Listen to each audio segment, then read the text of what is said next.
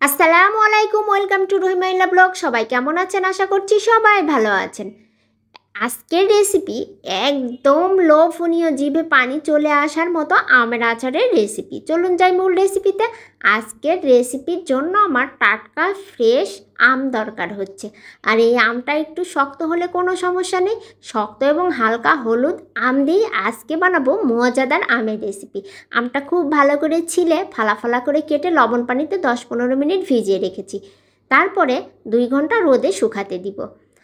শুকনা মরিচ আমি টেলে নিচ্ছি, আর টেলে নিচ্ছি মিষ্টি জিরা অর্থাৎ মোহরি আর পাঁচফোড়ন আমি খুব ভালো করে টেলে শিলপাটাতে গুঁড়া করে নিব। আর আজকের আচারের স্বাদ দ্বিগুণ বাড়িয়ে দিবে এই গুঁড়া মশলাটি। তারপরে সরিষার তেল গরম করে বেশ কিছুটা রসুন, শুকনা মরিচ আর কিছু সরিষা দিচ্ছি, গোটা সরিষা দিয়েছি। তারপরে আমগুলো দিয়ে দিচ্ছি। আর রসুনও আচারের স্বাদ দ্বিগুণ বাড়িয়ে দেয়। তারপরে আমগুলো দিয়ে খুব ভালো করে নেড়ে চেড়ে নিচ্ছি। এই শক্ত হালকা হলুদ অর্থাৎ হালকা হালকা পাকা আম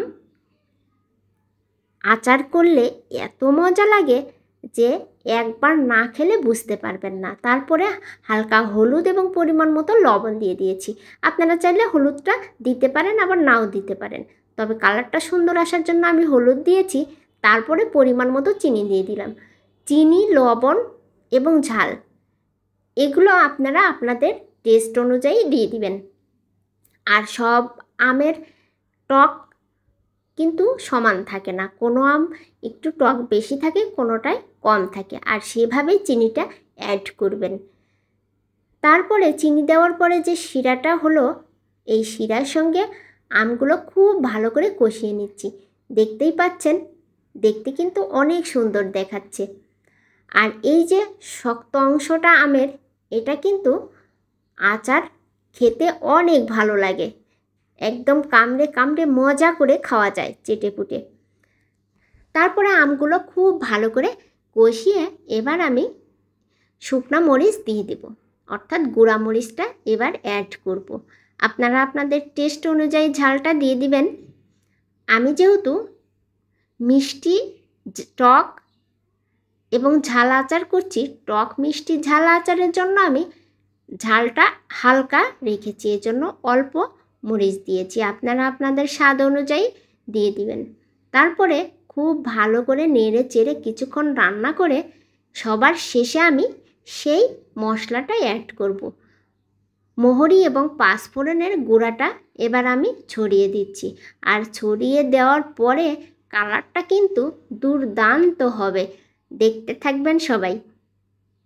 আর সুগন্ধ বের হয়েছে, এত সুন্দর একটি গন্ধ বের হয়েছে যে জিভে পানি চলে আসছে, আর দেখতেও কিন্তু অনেক সুন্দর দেখাচ্ছে। যারা এখনও আমের আচার বানাতে পারেন না, আজকের এই রেসিপিটা দেখে বাসায় একবার করে দেখবেন। খেতে কিন্তু অনেক মজা, বারবার খেতে ইচ্ছে করবে, একদম চেটে পুটে। এই তো একদম শেষে মশলাটা অ্যাড করলাম। আর মশলাটা শেষে দেওয়ার কারণ হলো, মশলাটা আগে দিলে অনেক সময় তেতো তেতো হয়ে যায়, এই জন্য সব শেষে আমি মশলাটা দিয়েছি। আমার আচার করা শেষ, এবার আমি বয়মে ভরে দিব। তারপরে রোদ্রে দিয়ে কয়েকদিন রেখে দেব। আল্লাহ হাফেজ।